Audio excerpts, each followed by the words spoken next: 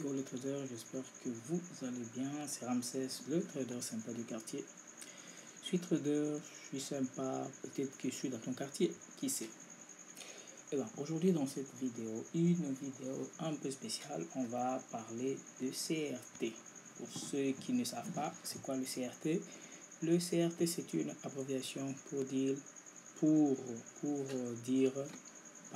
Candle Range Theory. Alors dans cette vidéo, je vais vous parler comment moi personnellement je utilise le CRT. Pour ceux qui me suivent depuis longtemps, vous savez que je suis un fan du swing trading. Vous savez que je suis vraiment un grand fan du swing trading. Et c'est avec le CRT que j'arrive à appliquer sur mes positions swing trading. Je vais vous montrer dans cette vidéo comment moi-même d'abord je fais appel au CRT, comment est-ce que j'arrive à utiliser ça et quels sont mes petits ajouts pour que je puisse encore améliorer ça. Le CRT, c'est une abréviation pour dire Candle Range Theory. En fait, comment ça marche? Je vais vous expliquer ça. Si vous êtes nouveau sur la chaîne, moi c'est Ramsès, je suis le trader sympa du quartier, le mec sympa qui vous partage analyse, stratégie et même indicateurs qui t'aident à t'améliorer en trading. N'oublie pas de liker, de t'abonner, de partager la vidéo. Cela permet d'augmenter la communauté trader sympa du quartier. Cela m'aide à te faire des vidéos qui t'aident à t'améliorer en trading. Alors, tout d'abord, ce qu'il faut savoir sur le CRT, il faut apprendre à localiser un bougie de range. C'est quoi un bougie de range? Pour ceux qui me suivent depuis longtemps, vous savez que j'ai déjà parlé de l'étude de bougie. Un bougie de range, c'est une bougie qui est considérée comme neutre. Comment neutre? C'est une bougie dont le corps est inférieur au mèche. Donc, le mèche qui est au-dessus, le mèche qui est souvent en dessous, sont supérieurs au corps. Donc, ici, pour les Candle Range Theory, on s'en fout de la couleur de la bougie. Pour dire, ici on peut y avoir une représentation. Quand on voit cette bougie, ça peut être égal à un marché qui fait ça. Exemple, voilà. Quand on voit ça, on peut dire cela représente un marché qui est comme ça. Voilà, donc quand on voit ça, on peut se dire, si je vois cette bougie dans le high time frame, genre weekly, daily ou monthly, je dois me dire en tête que dans le lower time frame comme D1, H4 ou H1, il y a le range comme ça. Ok, donc peu importe la couleur de la bougie, il faut comprendre que si on a une bougie de range comme ça, on doit se mettre en tête que dans le lower time frame, on doit avoir le prix qui monte, qui revient, qui crée le corps, et le prix qui descend, qui revient, qui continue à avancer. Ok? Jusque là, je crois que ça va. Jusque là, on n'est pas perdu. Maintenant, à quoi maintenant vient servir le CRT? Que va servir le CRT? Le CRT vient nous faire comprendre que ce zone ici, la mèche ici et celle-ci, eh bien, ce sont des zones de liquidité. Pourquoi ce sont des zones de liquidité? Ce sont les zones qui contiennent la plupart des stop loss. La plupart des stop loss. Parce que celui qui va faire un sell ici, va mettre son stop loss là. Celui qui va faire un bas ici, va mettre son stop loss ici. Du coup, nos deux zones ici seront considérées comme les zones où il y a de liquidité, parce qu'ici, il y aura des stop loss, ici, il y aura des stop loss, et ici, il y aura des stop loss. Alors, pour dire, nous aurons la liquidité dans tous les deux sens. Dans tous les deux sens. OK? Jusque-là, je pense que c'est clair. OK? Donc, la première chose, ou bien la première étape, vous devez repérer un bougie de range. OK? Ça là, c'est la première des cas, et je viens de expliquer pourquoi on doit les repérer, parce que la plupart souvent des cas montrent que dans les deux sens, ici et la mèche de en dessous et la mèche de au-dessus, équivaut à deux stop loss, à des liquidités qui peuvent intéresser les investisseurs. Deuxième cas, que moi personnellement aussi que je travaille avec, on peut utiliser aussi les engulfing candles, le genre de bougies que moi j'appelle bougies de continuation. Ce sont les bougies avec un très grand corps, et des petites mèches. Bougie de continuation. OK? Comme ça.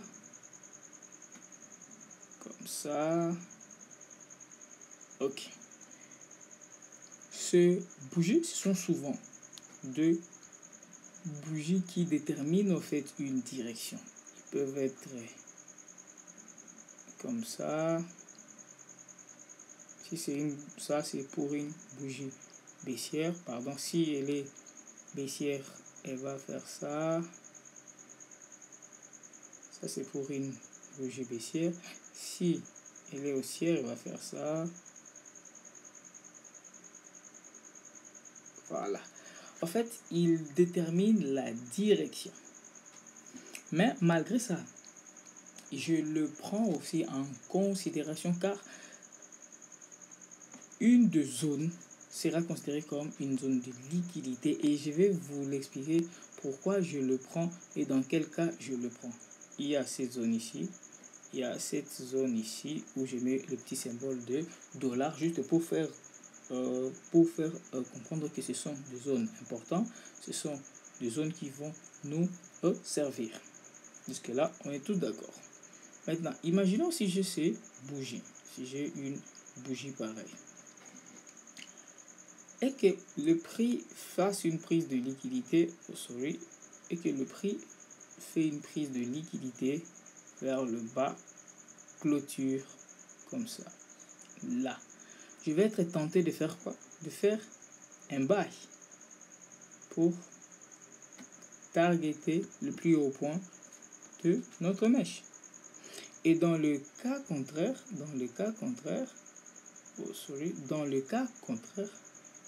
si le prix prend la liquidité vers ce point haut, je vais être intéressé à targeter ce point ici. Jusque là, vraiment, c'est clair, ça n'a pas l'air compliqué. OK? Mais si par malchance, le prix fait ça, et qu'au lieu qu'il revient, eh ben, il reste au-dessus. Là, je veux dire qu'on est sur une continuation, donc le marché ne reviendra pas, le marché va continuer avec la hausse. Ou bien si il casse vers le bas et qu'il ne revient pas, il reste ici, je vais être intéressé à faire un sell. Ça va?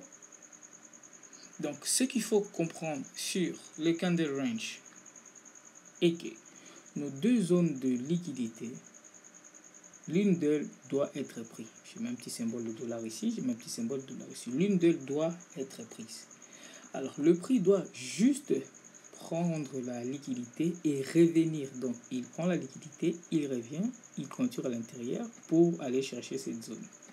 Soit il prend la liquidité, il revient, clôture à l'intérieur pour aller chercher cette zone.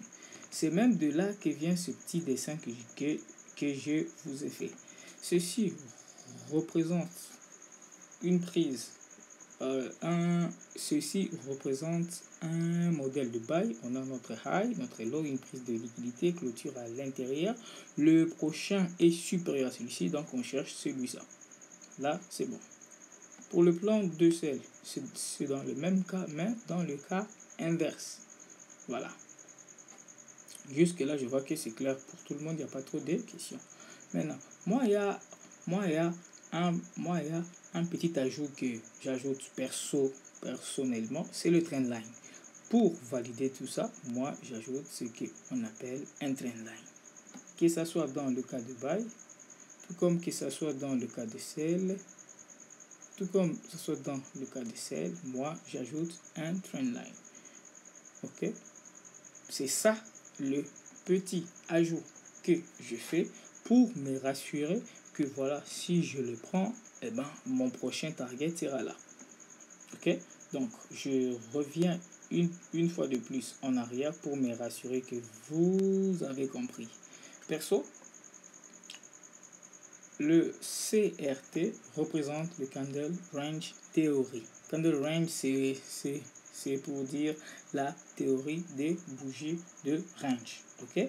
Et je viens de vous faire une petite explication. Comment est-ce que vous pouvez utiliser ça? J'ai bien dit que premièrement, selon ce qui est partagé par ICT, il faut commencer par localiser une bougie de range. Il y a aussi beaucoup d'autres théories sur la session, tout ça, blablabla. Mais moi, je ne le prends pas en fonction des sessions, en fonction du day trading. Moi, je le prends plus en fonction du swing trading. Et il m'arrive à prendre des swings qui durent parfois un mois, 2 mois, et de swing où je prends juste un trade en ayant le cœur relax. Ok? Ceci est un modèle pour faire un sell. Ceci est un modèle pour faire un buy. Ceci est une explication pour comprendre comment cela fonctionne. Ok? Maintenant, sans plus tarder, nous devons aller sur le graphique afin de mieux comprendre cela, comment ça marche. Ok? Pour ce cas, je prends un compte démo. Je préfère utiliser MetaTrader 4. Je vais vous expliquer pourquoi. En fait, avec MetaTrader 4, je peux aller jusqu'à monthly sans que j'ai des problèmes. Ceux qui savent qu'avec MetaTrader 5, à force des mises à jour, il n'arrive plus à travailler à monthly ou bien weekly. Il plante vraiment un peu parce qu'il doit charger suffisamment de data. On peut chercher un autre paire, on peut prendre pas CADCHEF parce qu'il y a pas mal de paires que j'ai déjà fait des analyses. On peut essayer USDChef. Non, déjà j'ai fait quelques analyses dessus. J'ai fait quelques analyses dessus. Regardez. Et là, USDChef, déjà j'ai fait quelques analyses dessus. Je prends HeroChef. Là, voilà. Là, je crois qu'on est libre. Je vais vous expliquer comment cela marche. Regardez ici, on a un très beau cas. Notre candle range est là. Notre candle range est là. Et observez ce qui s'est déjà passé. Regardez la mèche d'au-dessus. Je mets ça en grand comme ça pour que vous voyez. La mèche d'en dessous. Ok? N'oubliez pas qu'ici, nous sommes en monthly. J'ai plus besoin de beaucoup de choses. Si je fais ça, ça me suffit. Parce que quand je fais ça, je vois qu'il a fait une prise de liquidité. Il est venu retaper pour repartir à la baisse. Et il est passé déjà en dessous de ce lot ici. Si je pars en weekly, regardez, j'ai déjà toute une configuration qui me dit ce que je peux faire. La prochaine étape, je target cette zone. Je me dis, il a déjà franchi ça. Pour qu'il atteigne ici, ça peut prendre tout un mois. Et au moment où je tourne cette vidéo, on est le 28 février. Et là, j'ai déjà une petite assurance que si je prends ce trade, eh ben, pour qu'il touche ce lot, ça peut durer tout un mois. Déjà là, je viens de tomber sur une configuration qui me permet de faire un sell qui va prendre tout le mois de mars. Et là, c'est en weekly. Si je pars en daily, regardez, j'ai déjà une configuration. Donc, j'ai tout pour faire un sell. Je peux faire un sell, je mets mon stop loss sur cette zone. Et le TP, je cherche là. Et, pardon, je mets ça, je change ça un tout petit peu comme ça pour faire une différence. Voilà. Et là, je sais que si je fais un sell de là jusque là, pour que le prix quitte ici jusque là, il peut me prendre 20 mois, voire même 2 semaines, mais je sais que le prix doit partir de là jusque là. Et aussi, je utilise une moyenne mobile. Okay? Et quand le prix encore est en dessous de ma moyenne mobile à moi, eh ben, tout y est. Tout y est.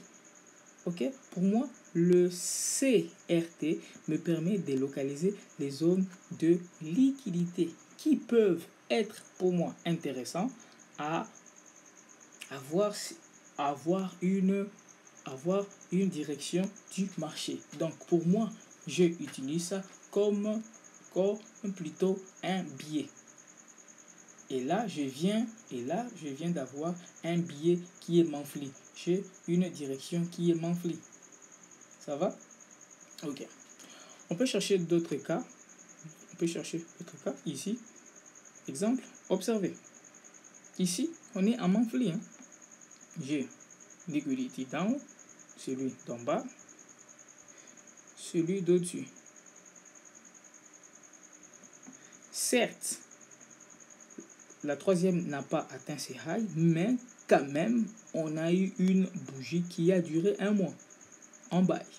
Et si je mets mon trendline, vous allez remarquer qu'il a break. Et là, pourquoi pas ne pas prendre ça?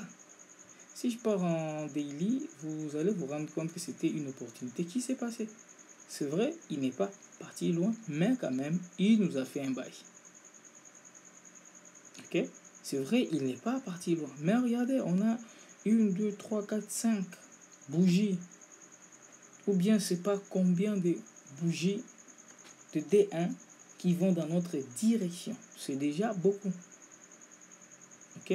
C'est vrai, nous sommes en monthly. C'est vrai, il n'est pas parti loin. Mais quand même, il nous a fait un monthly qui est dans notre direction.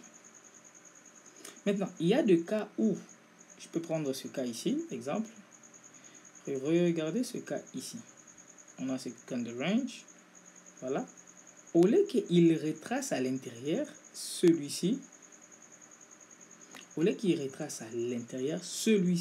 casse et clôture à l'extérieur. Automatiquement, on a déjà notre daily buy que, voilà, le prix ne va pas faire un range, le prix va continuer avec un sell. Vous voyez que celui-ci était avant celui-ci. Et qu'est-ce qui s'est passé? Regardez, il est revenu, il a fait un sell, il est revenu, voilà, il a continué. C'était possible si et seulement si on se concentrait sur un certain time frame. Ok? De préférence avec le CRT. Moi, perso, je peux vous donner conseil, si seulement je peux dire ce mot, de mieux vaut utiliser ça sur de paires précis. Donc, ne pas prendre 50 paires à la fois, on risque de quoi ici se perdre. Mais on peut prendre même 2-3 paires où on pratique ça régulièrement afin de maîtriser le daily buys, monthly buys, weekly buys. On peut même utiliser ça en weekly. En weekly, si on part en weekly, vous allez remarquer qu'il est efficace. Regardez. Je cherche mon candle range, il est là. Regardez. Voilà. Avec ça, j'ai ma direction. Regardez, paf. Je sais qu'il va continuer à la baisse. Mais l'autre ici aussi, il nous a aussi donné certaines informations pour dire, voilà, celui-ci, on patiente. Qu'est-ce qu'il y a eu? Prise de liquidité, clôture à l'intérieur, toute une semaine en bail. Okay. C'est vrai, il n'a pas atteint celui-ci parce que le premier déjà avait défini une selle. 2 semaines de correction et puis ce qui suit, on était parti quoi? En selle. Ok? Est-ce que c'est compliqué? Est-ce que c'est compliqué? Observons même ici, je peux prendre un exemple ici. Regardez. Il faut toujours trouver notre candle range. C'est là où la chose la plus difficile. Soit vous prenez celui-ci, observez, paf. Soit vous prenez notre engulfing candles.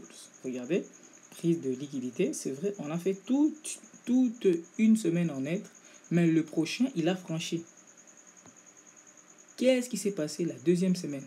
Baissier, toujours la même chose. Ça là, on fait ça seulement dans le higher time frame, juste pour qu'on puisse avoir un, comme là en fait c'est en weekly, c'est juste pour qu'on puisse avoir un weekly buy. Si seulement c'était en mois, c'est juste pour avoir un monthly buy. Monthly buy, c'est quoi? C'est avoir une direction du mois. Si c'est en une semaine, c'est déjà avoir une direction de toute la semaine.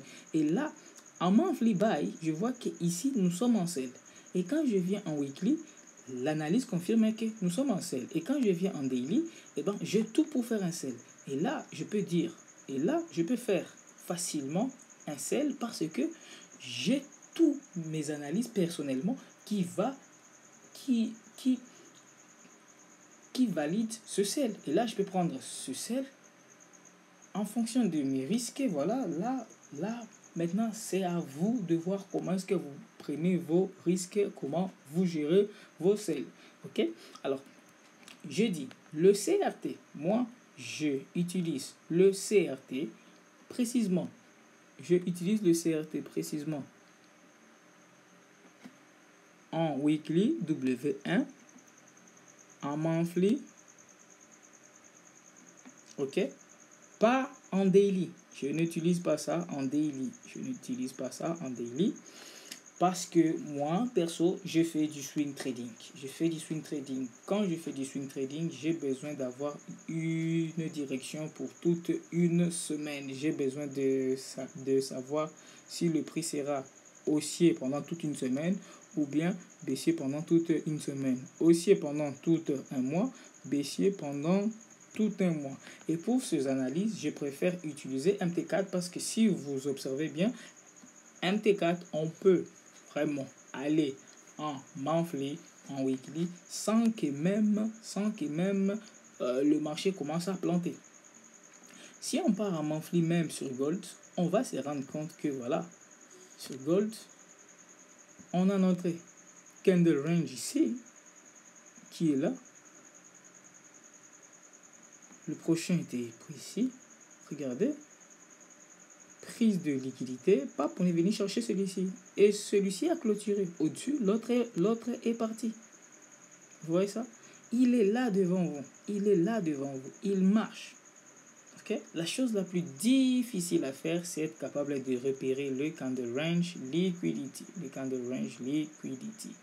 Et je m'en sers vraiment plusieurs fois. Je m'en sers à plusieurs reprises. Je m'en sers énormément. J'ai bien dit énormément. En weekly, tout comme en monthly. Et c'est la marche. Ok? Ceci est l'une de mes analyses perso que je fais dans mes lives. Pour ceux qui ne savent pas, je fais de live gratuits chaque lundi, jeudi, dimanche pour donner des analyses de swing pareil. Et ce trade que je vous montre ici, je l'ai pris et je suis pour un sell qui va vraiment durer pendant un long moment. Ok, je suis pour vraiment un sell qui va durer pendant un long, très long moment. Ok, donc pour ceux qui m'ont suivi, je préfère revenir encore un tout petit peu. Le candle range, pour moi, je le utilise pour avoir une direction soit en monthly, soit en weekly. Je ne le utilise pas en daily.